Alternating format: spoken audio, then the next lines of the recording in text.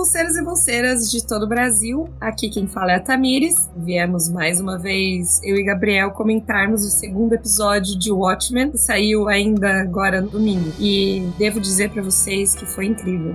E meu companheiro de hoje é o Gabriel, de novo. Como sempre. Pretendemos, na semana que vem, ter mais convidados. Deixemos no ar.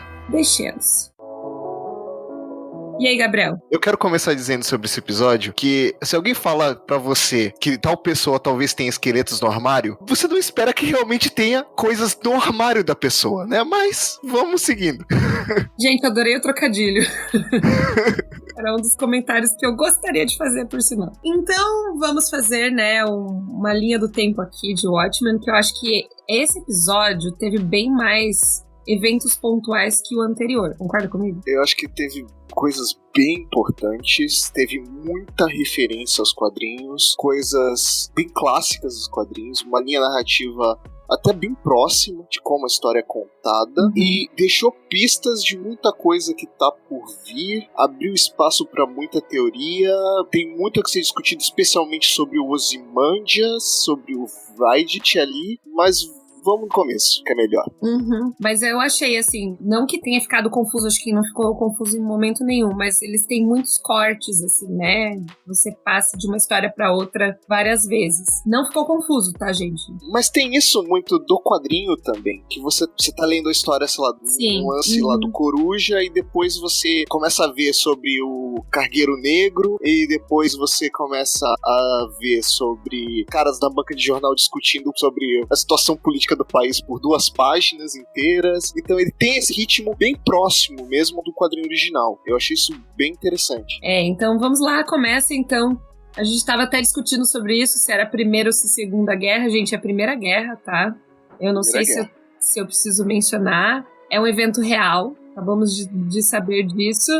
Inclusive, essa carta é uma carta real mesmo que os alemães jogavam para os soldados negros, no intuito meio que de fazer eles se rebelarem contra as próprias tropas, para eles poderem ter algum tipo de vantagem e tal. E aí eu até tava comentando, só para vocês saberem, faz sentido ser a Alemanha da Primeira Guerra, porque às vezes a gente tem na nossa cabeça a Alemanha da Segunda Guerra, até por conta de a Segunda Guerra ser mais difundida, mas é uma Alemanha completamente diferente que a gente tá vendo aqui. Alemães da Segunda Guerra são os vilões. Alemães da Primeira Guerra são filhas da puta como todos os outros países europeus daquela época. Que fique bem claro isso. O único problema é que eles perderam, no final das contas. Assim, eu até tava comentando, o meu tema do TCC foi a Alemanha da Primeira Guerra, né, pra estudar os soldados, e que ela era bem mais no sentido de comportamento mais liberal do que as outras nações europeias, até pela própria essa informação e tal, e ele tinha que ter o diferencial. Bom, enfim, se vocês estudarem um pouquinho, vocês vão saber que não é a mesma Alemanha, né? Inclusive tem alguns teóricos aí que falam que ela era bem liberal mesmo, a ponto de receber uma das peças famosas da época, Sagração da Primavera, aplaudido de pé, enquanto a Inglaterra e a França destruíram o teatro, reprovando a própria peça e o balé clássico. Então, só pra deixar essa informação. Treta. Muitas tretas. Tem um detalhe dessa, que começa, né, com essa cena do alemão mandando a mulher ditar a carta, né? Ela escrevendo a carta em inglês e ele ditando a carta. E depois mostra a carta sendo jogada do avião, a carta vai parar na mão do pai do menino, depois a carta vai pro menino, e esse menino é aquele velho que a gente viu, que diz que enforcou o chefe de polícia Judge. Na verdade a gente encontra ele do corpo, né? Ele na próxima cena vai dizer, não fui eu. E aí fica na dúvida. Também diz que é o Dr. Manhattan, então a gente não pode acreditar em tudo que ele diz. A gente não pode acreditar. A gente tem uma informação que é verdade só sobre ele nesse episódio. E eu vou dizer pra você que eu achei muito legal. A carta é real, mas eles questionarem a própria democracia americana, né? O que é a democracia? E mencionar os direitos civis que os negros só vão conseguir depois, nos anos 60, no final dos anos 60, né? Sim, aquela época ali, anos 20, começo dos anos 20, meiuca dos anos 20, os negros não podiam votar, os negros não podiam frequentar lugares, tinham menos direitos. Os Estados Unidos foi lutar a Primeira Guerra em defesa da democracia, mas que democracia, de fato, né? É um questionamento. Isso até me lembrou o caso que o Muhammad Ali contava, o boxeador, que ele foi disputar o ouro olímpico, ganhou o ouro olímpico e voltou para os Estados Unidos como campeão do mundo, vencedor e tudo mais. E ele foi entrar no restaurante e o restaurante se recusou a atender ele porque ele era negro. Naquela época ainda existia segregação. Ele devia ser meados dos anos 40, 50, então a segregação estava muito forte. Ele se questiona, peraí, eu sirvo pra ser campeão do mundo por esse país, mas eu não tenho direito de pedir um hambúrguer no restaurante. Ele pega a medalha, isso é relato dele, e joga no primeiro rio que ele encontra. E é a partir daí que dá um estalo nele, que ele começa toda a luta dele por direitos civis, que também foi uma figura importante daquela época. Mas é só um paralelo que me lembrou dessa questão, porque são essas antíteses dessa época nos Estados Unidos, né? Ao mesmo tempo se outorgando já uma potência em prol da democracia, quando segregava boa parte da população. E aí os maiores casos é no Sul, né? Por causa da própria questão da Guerra Civil Americana que eles tiveram e tudo mais, né? Vou liberar os escravos, mas é só porque eu sou obrigado. Não sou obrigada a conviver com eles. É tipo esse o pensamento que os Estados Unidos têm até o final dos anos 60, né? O pessoal do Sul tava tão pouco afim de liberar os escravos que eles entraram em uma guerra. Sim. Pra impedir que isso acontecesse. Então, aquela época não era nada agradável. Nem um pouco. E aí, essa carta vai ter um papel importante mais pra frente, talvez, né? Eu acho que a gente pode dizer que essa carta é a que o pai do moleque escreve, o bilhete, dizendo, cuide dele. E é a carta que esse velho, que era o moleque, tá segurando na mão quando a Angela Barr, a Sister Knight deles. É curioso, porque logo depois que ela vê ele do lado do corpo, ela pega ele, leva pro esconderijo dela e começa a interrogar, mas ela não chama a polícia, porque ela quer entender. O cara tá alegando que matou um cara, um velho com mais de 100 anos, como ele fez isso. Ela não tá levando muita fé que foi ele mesmo que fez. Então faz um negócio esperto, ela dá café pra ele e depois pega a caneca pra testar o DNA, que a gente vai ver mais lá na frente. Eu achei interessante, assim, que esse diálogo deles é bem importante pra trama no geral, né? Ela pergunta, então por que você matou ele? E ele manda assim, o chefe de polícia tinha esqueletos no armário. E ele dá algumas informações. Ele fala quantos anos ele tinha, tem 105 anos. Como é que você fez isso? Eu tenho poderes telepáticos, né? E aí ele diz até que ele é o Dr. Manhattan nessa ocasião. É engraçado que acaba surgindo uma piada recorrente que ele fala, você não pode ser o Dr. Manhattan, você não é azul. Mas o Dr. Manhattan pode ser quem ele quiser. Ela, não pode. Isso é uma questão. O Dr. Manhattan, que pode reorganizar qualquer coisa, ele pode se parecer com um humano normal ou não? Nunca foi estabelecido isso. Nunca foi dito. Teoricamente até poderia. Eu não acho que ele se importaria bastante pra aparecer. Acho que a questão é mais assim, por que eu vou parecer com um humano normal? Ele não se importa com nada, por que ele se importaria com isso? Exatamente. Tanto que ele foi até pra Marte, né? Ela tá falando, você não pode ser o Dr. Manhattan porque você não é azul e ele está em Marte. Ele não pode estar em dois lugares ao mesmo tempo. Não, ele pode. Na verdade, ele pode, né? Mas é o que ela não foi o que ela disse? Não, ela fala, ele tá em Marte, ele é azul. É que ele pode estar em dois lugares ao mesmo tempo porque ele se multiplica no quadrinho, inclusive. Então... Tem a cena do homenagem logo no começo, primeiras edições. A gente sabe que o nome dele é Will, o que também não sabemos se é verdade. Pode ser. Ou eles meio que confirmam depois. Eu não tenho certeza ainda se é o nome verdadeiro dele. Acho que deve ser. Will é um nome normal. Quer dizer, deve se chamar William, mas... E aí vem, depois desse interrogatório, vem uma conversa aleatória, né? Na rua. Antes disso, o telefone toca e sim. Descobre o corpo do chefe de polícia. Ela ainda assim não entrega o velho. Ela quer saber mais antes de tomar alguma decisão. Então ela finge que ela não sabe e ela vai pro local do crime. Mas antes disso tem a parte que a gente vê uma banca de jornal. Eu achei muito legal essa cena. É uma referência direta, porque no quadrinho a gente tem vários trechos longos dessa banca de jornal e te contextualizando daquele mundo. E tem um pouco disso nessa também, porque eles falam, o candidato, ele é senador ou candidato? Ele é candidato. O candidato Kim. Contra o Redford. Contra o Redford. O candidato King aí diz que ele é filho dos velhos senador King. Senador King, nos quadrinhos, é o cara que aprovou a lei que baniu os vigilantes. Então tem essa conexão aí. E a gente vê esse cara mais pra frente na trama. E aí a gente tem também o episódio da Lula, que a gente descobre que não foi só ali, né? E ele vai dizendo todos os lugares onde aconteceu. Aconteceu ao mesmo tempo também, pelo visto. Você lembra quais são os lugares? Tulsa, Vancouver, Jakarta e Leningrado. Então, vários lugares aí que sofreram com a chuva de Lula. Curiosamente, eles ainda chamam de Leningrado, né? Será que a União Soviética não caiu nesse mundo? Ela continua? Possivelmente. Porque pra manter o nome de Leningrado é onde atualmente é São Petersburgo, se eu não tô enganado. No Vale do Volga, né? Não, no Vale do Volga é Stalingrado. Que teve a batalha famosa da Segunda Guerra. Leningrado era São Petersburgo, que era a capital do antigo... Que era São Petersburgo antes, que era a capital do Império. Aí depois, quando teve a Revolução, eles mudaram o nome para Leningrado, mudaram a capital de lugar. Depois que acabou a União Soviética, eles voltaram com o nome de São Petersburgo. Só não mudaram a capital de novo. Na verdade, eles tinham 2 sedes, né? Moscou também era uma das sedes do governo. Não, que eles tiraram de Leningrado e levaram pra Moscou. Porque é mais central. Uma questão de território. Mas São Petersburgo é mais legal. Sim, muito mais legal. Eu falo isso com a certeza de quem nunca esteve em nenhum dos 2 lugares. Mas dá pra assistir vídeo sobre isso. Ela era um ponto, assim, tipo, super desenvolvido de ciência e tudo mais, né? Tem mais coisa antiga, então é mais legal. Também, mas é só você ler Guerra e Paz e você vai entender o que eu estou dizendo. Se você tiver paciência, claro. Porque russos, se existe um desafio nessa vida, é você ler algum romance russo. E aí passa pra investigação, né, do que aconteceu, porque eles são detetives, né, conforme já tinha se estabelecido antes. Aí tá de manhã já, e os policiais estão chegando no lugar onde encontraram o corpo. Tá todo mundo muito abalado, tá todo mundo muito triste, porque as pessoas gostavam do chefe de polícia. Eu tô falando de xerife direto, é chefe de polícia. Ele não é necessariamente o xerife. Não é necessariamente. Ele até tem um momento que na tradução que eu peguei tava como delegado.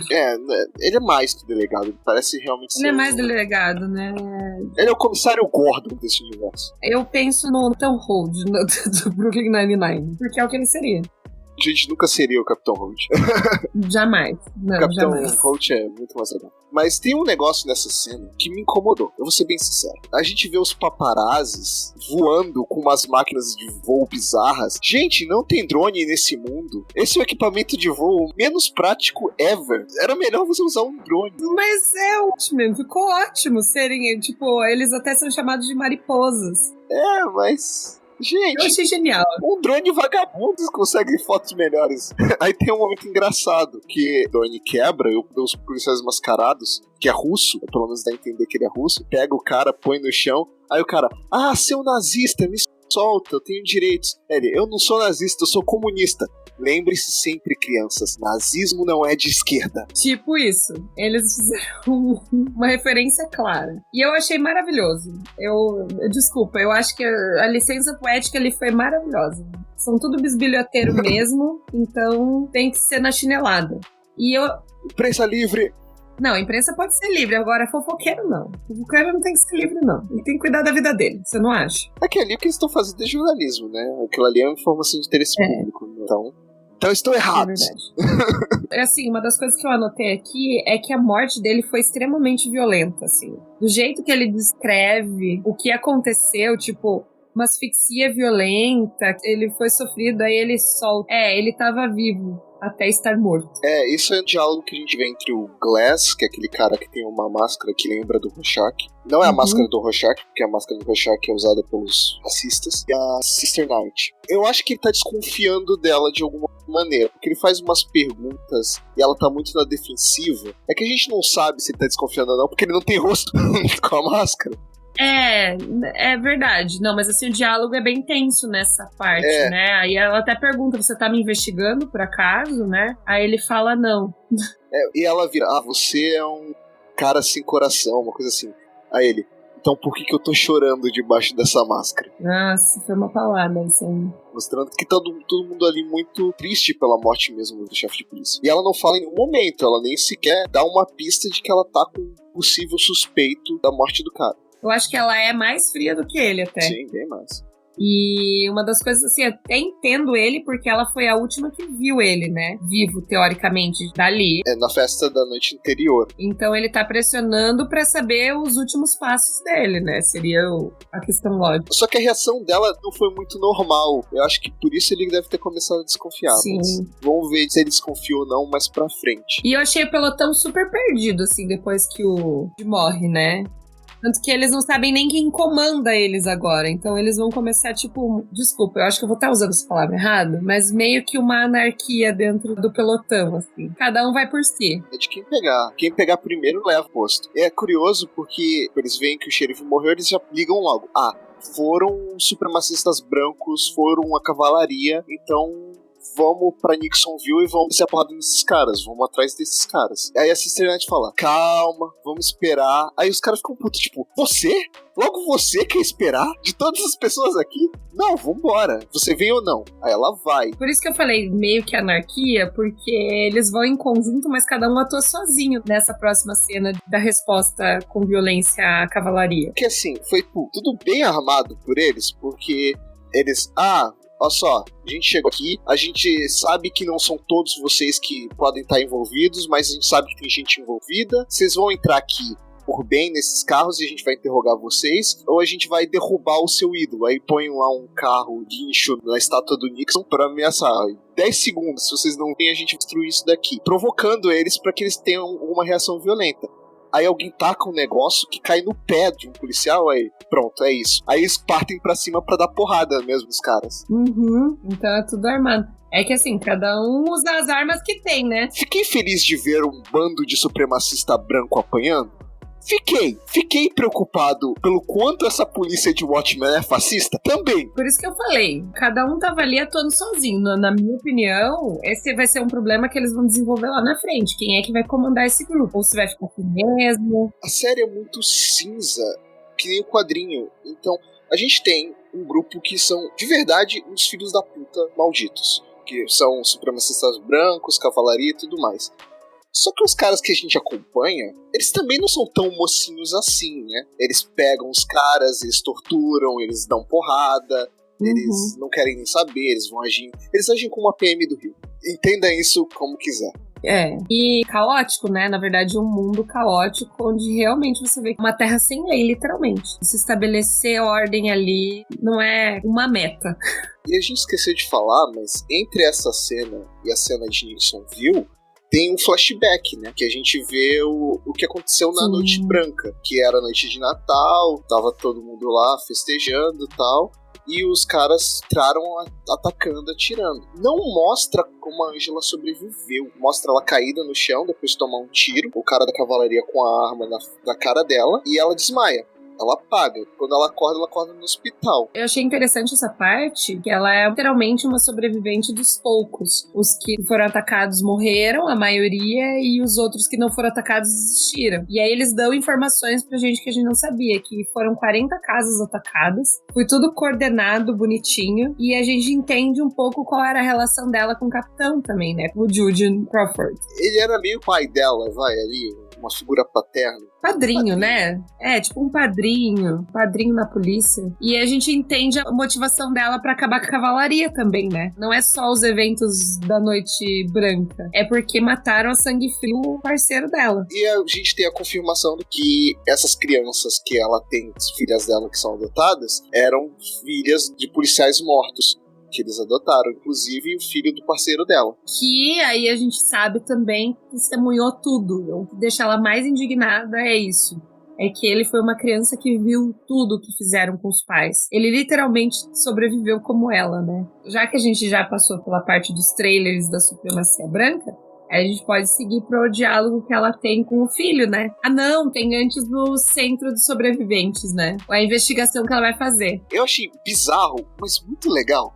esse centro, porque eles entram lá, tipo, num museu interativo, com hologramas. É um negócio, tipo, você põe lá o DNA, ele já te reconhece. É um futuro alternativo. É uma tecnologia possível da gente estar vendo daqui a uns, sei lá, uns 20 anos. Sim, super possível. É possível, tipo, não é um negócio que você fala, nossa, que futurista. É um futuro possível. Esse sequenciamento de DNA a gente já tem, só que não tão a ponto deles saberem quem você é, de onde você veio, quem são seus pais, que você foi um sobrevivente de um massacre e tudo mais. Esse museu me lembrou muito o museu do Black Mirror. Ah, eu não vi, então não posso falar. Ah, perdi a referência. Tem um episódio que é no museu em Black Mirror. Eu acho que quem assistiu provavelmente vai associar. Me lembrou muito, assim. O museu lá é mais cheio, tipo, de ter essas coisas mais tecnológicas e tal. Black Mirror é uma série que não me pegou ainda. É depressiva. Ótimo também é. É verdade. Aí a gente tem o avô do Toff, do filho adotivo dela, que vai lá pra pegar dinheiro. Essa é a verdade. E ele é um racistinha maldito também. Fala, né? Você quer que eu chame a polícia? Aí eu fico imaginando, se ela abre o jogo com ele nunca mais aparece na porta dela. Se ela abre o jogo com ele, ela tá ferrada. Ele dá comida nos dentes pros amiguinhos supremacista branco dele. Não, mas é porque se você pega pela raiva, ela ia dar um cacete nesse velho. Ah, mas ela pode dar um cacete sem falar que ela é policial. Não, eu ia falar assim, tipo, quer chamar a polícia? Então chama. Vamos ver quem é mais influente aqui. E depois tem a cena na casa. E tem um quebra-cabeça que eu quero, que é um quebra-cabeça flutuante de uma cidade que o moleque tá montando. Nossa, que coisa legal aquilo. Gabriel, espera uns anos aí, tá? É tipo, uns 50 anos. Espera aí. Os seus filhos vão ter, com certeza. Eles que se lascam. E aí vem a conversa que eu tinha mencionado, né? Porque as crianças estão lá brincando, as mais novas, porque acho que a memória delas sobre a Noite Branca não é tão palpável e nem nada do tipo. Agora, pro filho, ele presenciou tudo e ele não consegue esquecer, né? Então ela diz que ela mesma vai conversar. E a conversa, eu não sei se você percebeu, mas foi meio com códigos, assim, tipo, eu te entendo, você me entende, nós passamos pela mesma situação, eu e você. Então, tudo que ela fala assim, você sabe que o mundo não é colorido, o mundo não é pirulito, bala e arco-íris, a gente vê as coisas como elas são mesmas, preto no branco, e aí ele entende todo o assunto. Tipo, eles têm uma ligação muito forte, os dois. E aí ele fala assim, e seu tio morreu. Aí ela falou assim, mas policiais morrem. Nossa, eu falei assim, que menino depressivo depois disso. Você vê que ele tenta se fazer de durão e tal, mas ele tá muito puto em toda a situação. Porque depois ele dá um tapaço no quebra-cabeça, que ele deve ter demorado um mês pra montar. Ele dá um tapa e derruba tudo aí. Posso ver TV? Uhum. E ainda ele vai assistir o programa, não era nem recomendado pra idade dele, né? Mas enfim. Mas isso aí também eu também via. Então... É normal. Mas assim, o que eu achei interessante é que ele é a versão espelhada dela. Sim. Se você for parar pra pensar, aquilo é ela também. Porque ela não chorou ainda. E não deixa de ser um pouco também o velho. Sim. Porque o velho também viu os pais sendo massacrados e tudo mais. Então, a gente vai entrar mais pra frente, mas é um paralelo que vai sendo feito. E a gente tem série, né? O American Hero Story. Cara, essa série foi muito bom. Eles fazem, tipo, um mega aviso, assim, tipo, vai ter cenas desse tipo. Sabe aquela coisa de por que não é livre? Por que é mais de 18? Por que crianças não podem estar na sala? E aí eles vão explicando detalhe por detalhe. Porque tem misoginia, porque tem sexo, porque tem cenas violentas, linguagens racistas. Isso não representa os grupos LGBTQIA+. Isso não representa a nossa emissora, tá? Isso é um retrato da época. É, tipo isso, eles vão dar 1000 desculpas e explicam tintim por tintim o que você vai ver, e aí ele começa a apresentar a história do herói do dia. E essa série, ela vai contando a história dos Minutemen, dos primeiros Minutemen, que é aquele primeiro grupo de heróis que é mencionado nos quadrinhos, que é mostrado nos quadrinhos, e começa mostrando o primeiro herói, o Justiça Encapuzado. Aí vai mostrando um pouco da trajetória dele. Eu tenho algumas considerações a serem feitas. Na hora que eu vi, é uma cena legal, bem legal, que ele entra pela janela e espanca todo mundo e mata os bandidos e tal. Só que eu pensei assim, mas gente, o Watchmen é bem claro quanto a isso. Os primeiros grupos dos heróis, eles foram ficando mais violentos com o tempo. Eles não eram tão brutais. E a gente já vê o Justiça Encapuzado sendo mega brutal, sendo um um negócio meio comediante quase, espancando os caras. Parei e pensei, mas pera, isso não é um retrato fiel do que tá acontecendo, não é um flashback do que tá acontecendo, isso é um programa de TV, a gente tá vendo um programa de TV, então é claro que eles estão extrapolando as coisas, é claro que é mais violento do que era, é claro que faz todo o negócio ali de aquelas frases de efeito, então casou muito bem com a proposta, te mostrando esses heróis, conceito de programa sensacionalista. Sim, e ainda mais fazendo paralelo com a própria Ângela, né? O que eu mais gostei é isso, que eles emendam um programa com a Ângela. Deixa eu fazer um parênteses aqui. Percebeu que a fantasia dele era tipo uma Ku Klux Klan vermelha. A fantasia é igual a dos quadrinhos.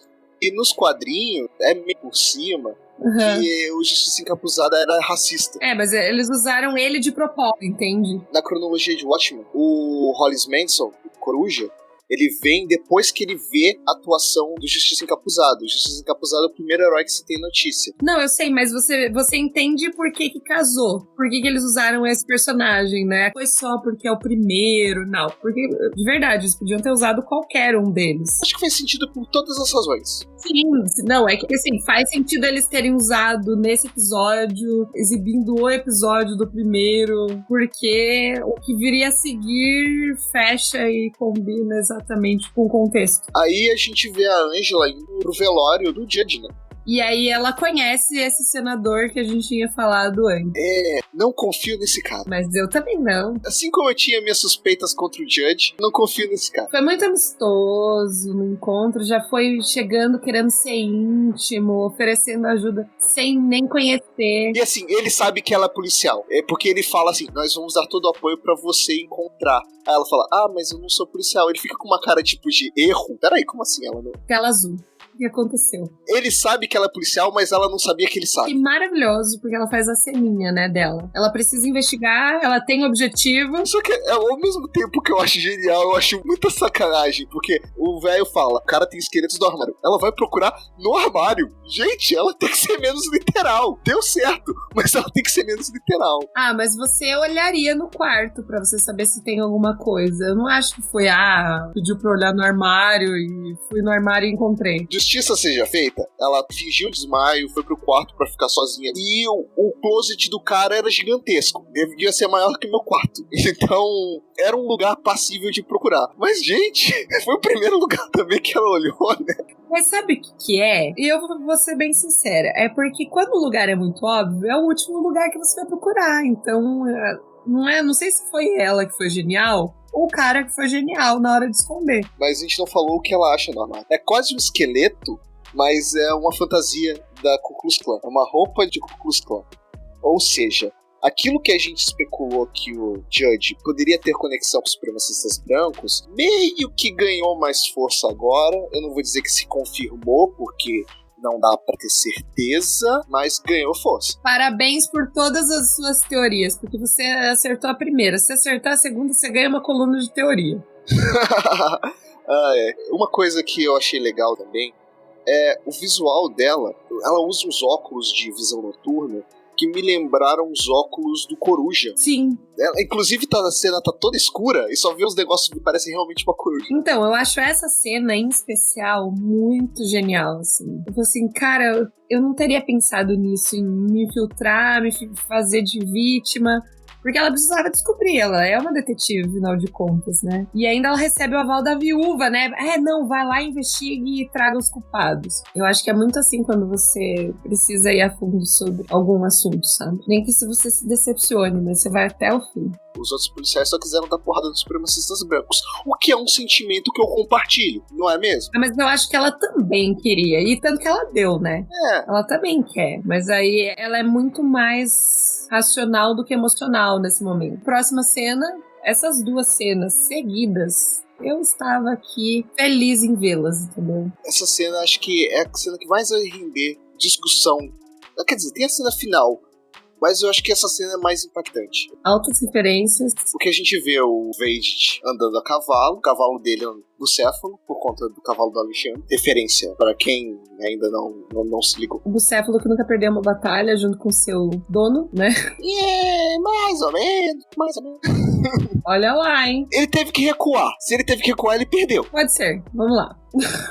E aí você entende as cenas que ficaram meio aleatórias no primeiro episódio. Pra mim ficou super aleatório. Tava muito perfeitinho pra ser verdade. A gente tem a confirmação de que aqueles caras não são robôs, mas eles são clones. Eu fiquei muito puto de não ter falado clone no outro episódio, porque era óbvio. O Vedit é o cara da genética. O Vedit criou um monstro alienígena fake com engenharia genética. O que pra ele é clonar a gente, sabe? O Vedit tinha um gatinho mutante gigante, sabe? Fazer um humano... Nada. Isso é qualquer coisa. E o humano ainda sem questionar muito, né? Um mero ser obediente. Também não foi difícil. A gente tem uma encenação. Ele usa esses clones pra fazer uma encenação. A encenação é do quê?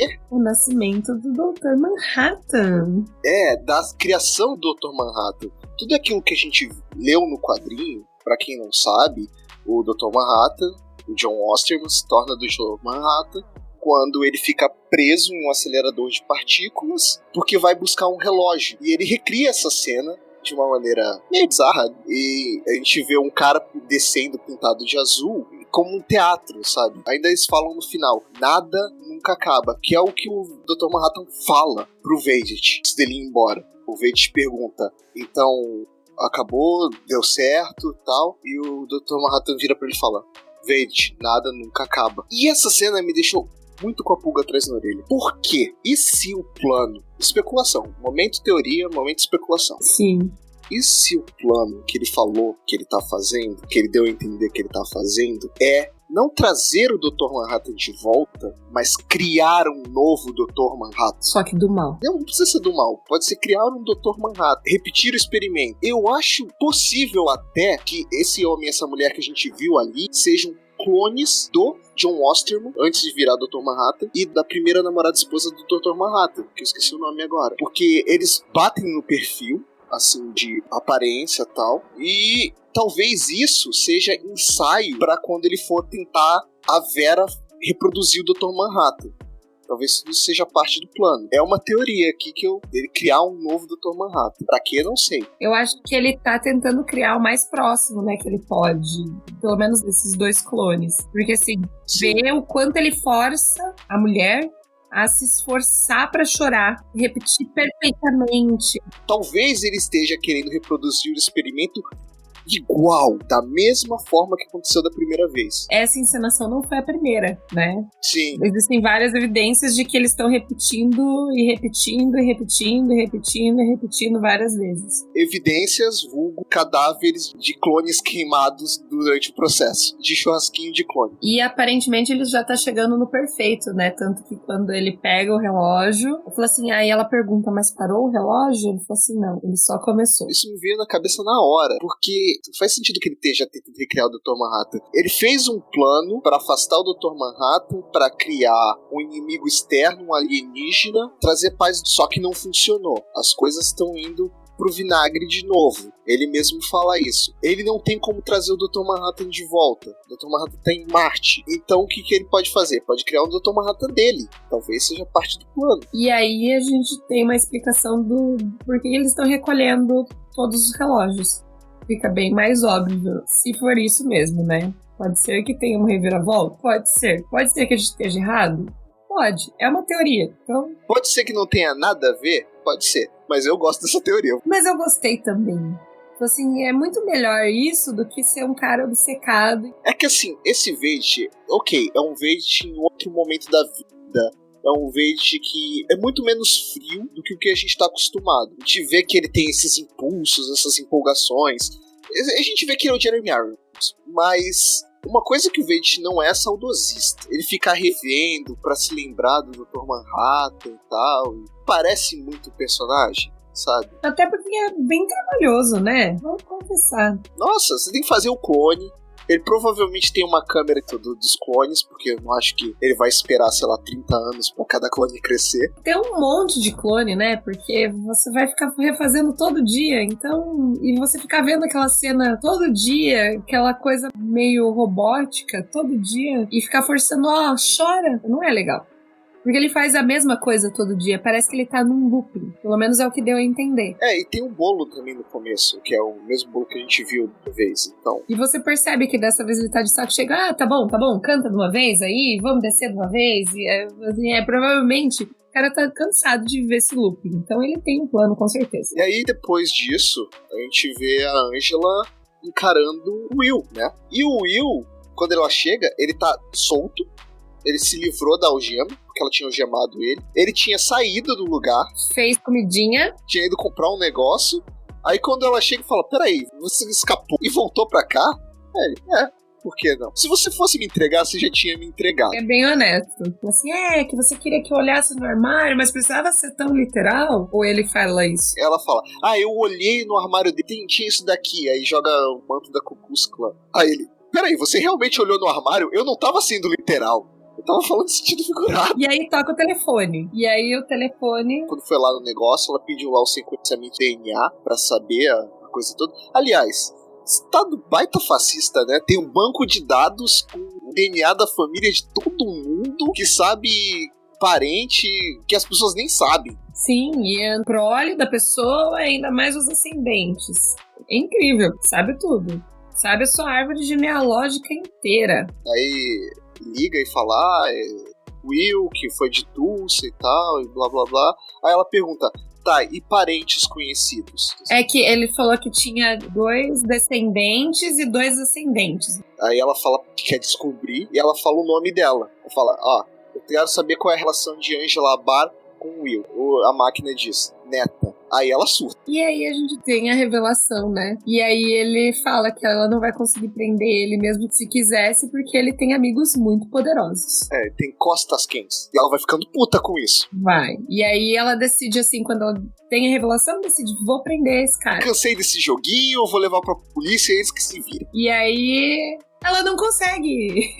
Eu acho legal a cena porque mostra o quão ele tem dificuldade de locomoção umas horas. Pra colocar ele no carro, ela tem que pegar o cara, levar. Tem até uma cena que eu acho curiosa, porque pra ela pegar o cara e colocar no carro, ela tem que abraçar ele. Tipo, parece meio que um abraço de neta em avô. Na verdade, o jeito com que é filmado é parecido com a cena que a gente viu lá atrás, quando ela abraça o Jude e desce ele da corda, aí ela vai diretamente pro flashback. Verdade, não tinha reparado nisso, verdade. Então aí ficou bem igual, assim. E aí você vê aquela resistência tipo, dela, né?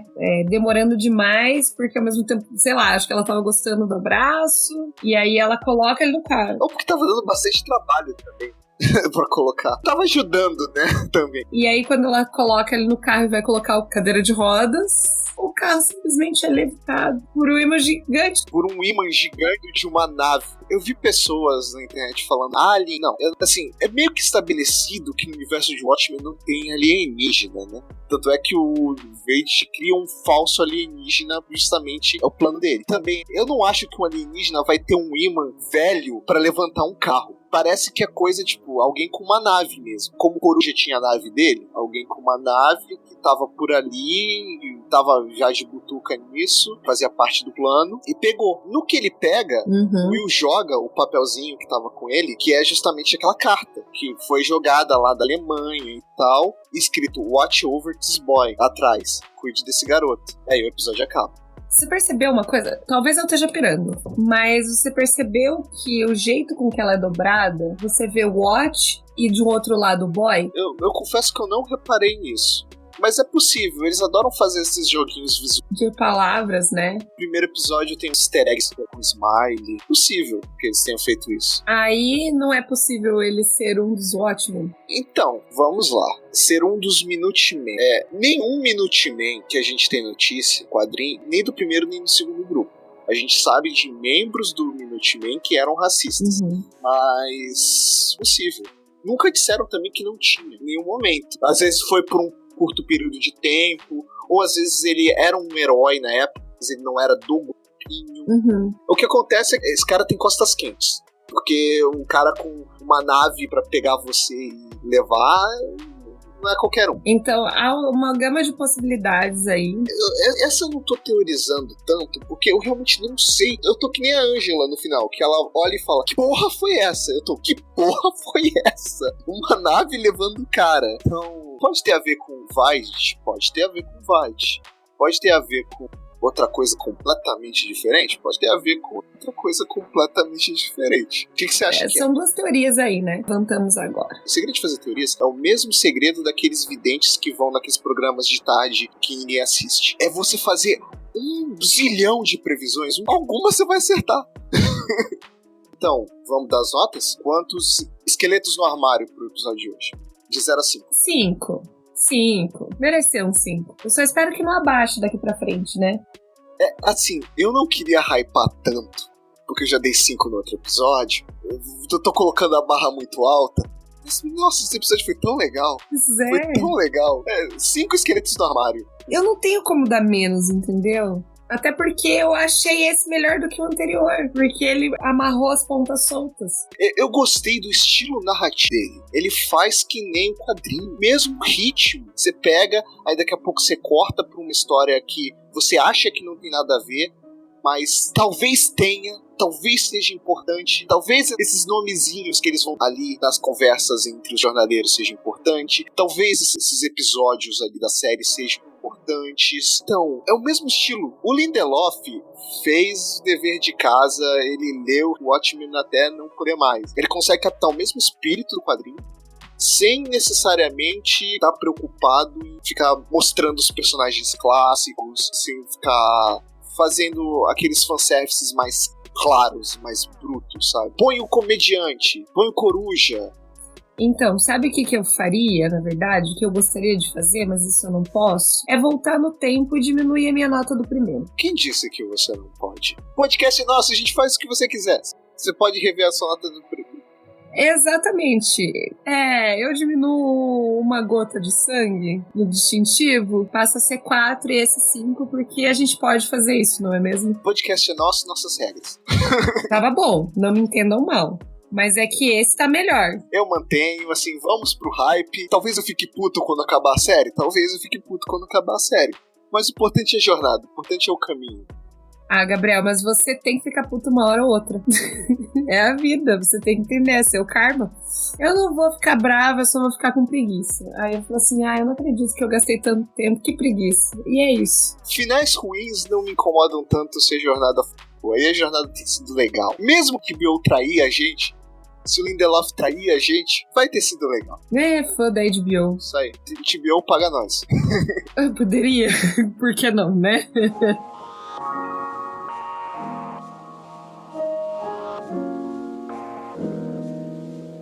Acredito que é isso, gente. Por enquanto, não deixe de seguir a gente nas redes sociais. Continue acompanhando os nossos textos lá no nosso blog. Continue acompanhando a nossa página no Facebook.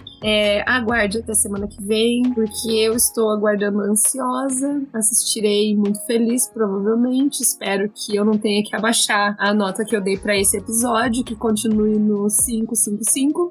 Mas tudo é possível, né, nesse mundo, então é isso. Tchau, tchau. Se inscrevam no feed, Não se esqueçam de se inscrever no feed. Não se esqueçam, isso é muito importante, tá, gente? Pra você receber todas as atualizações. Apoiem a gente, façam esse podcast chegar pra mais pessoas. Mas é isso, gente. Um beijo, até a próxima. Tchau!